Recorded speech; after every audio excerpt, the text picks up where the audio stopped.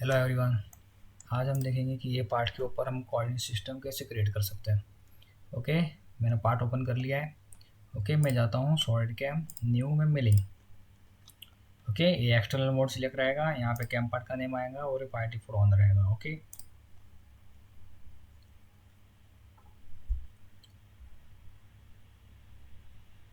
Okay, यहाँ पे मैं पोस्ट सिलेक्ट कर लेता हूँ, 3 एक्सिस का पोस्ट है मेरा।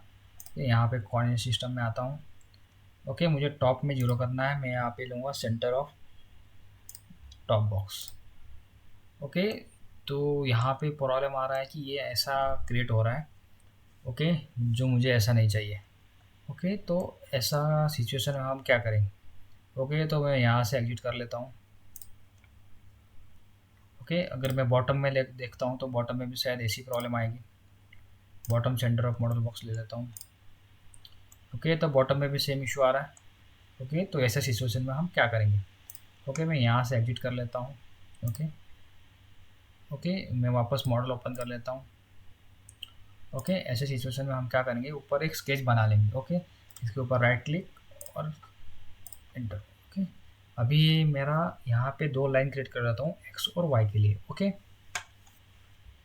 इसके लिए मैं क्या करता हूँ।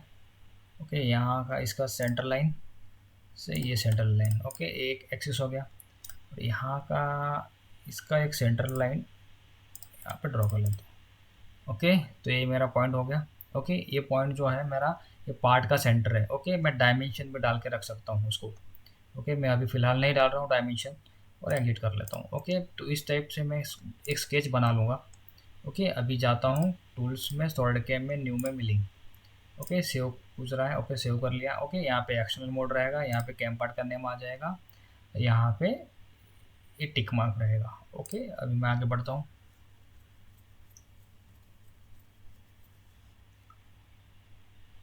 ओके, आगे बढ़ते मैंने पोस्ट सिलेक्ट कर लिया है मैंने। ओके, यहाँ पे आऊँगा कोऑर्डिनेट सिस्टम।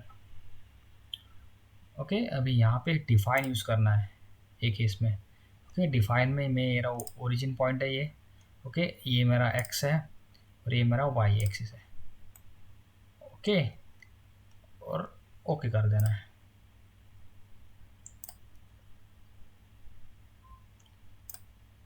ओके, अभी मैं टॉप व्यू देख लेता हूँ। ओके, अभी सही है। ओके, जो कभी कभी अगर मॉडल एंगल में क्रिएट हुआ होगा तो ऐसी सभी सिचुएशन में प्रॉब्लम आ सकता है। ओके, उस समय आप इस तरह से स्केच ड्रॉ करके उसको कोऑर्डिनेट सिस्टम क्रिएट कर सकते हो। ओके, इसके बाद में ये इसका ज़रूरत नहीं है तो हम इसको हाइड कर लेंगे स्केच को। ओके, फिर हम टॉप देखेंगे तो इस तरह से हम कोऑर्डिनेट सिस्टम, अगर कुछ प्रॉब्लम आता है टॉप टॉप सेंटर करने में या तो बॉटम सेंटर करने में, तो इस तरह से हम डायरेक्ट स्केच डाल के भी सेंटरिंग कर सकते हैं। Okay, thank you.